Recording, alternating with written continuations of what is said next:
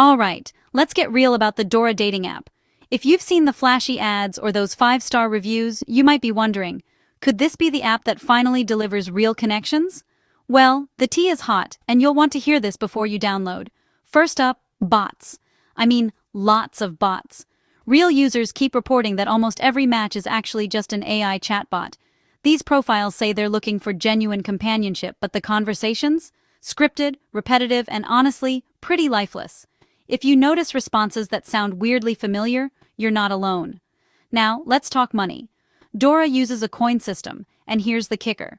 You're charged for every message, or even every character, you type.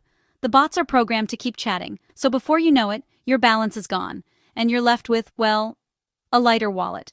Trying to move the chat off the app? Good luck. Dora blocks users from sharing phone numbers or social handles. They want you stuck in their system, paying for every word. And those video call invites from super attractive matches?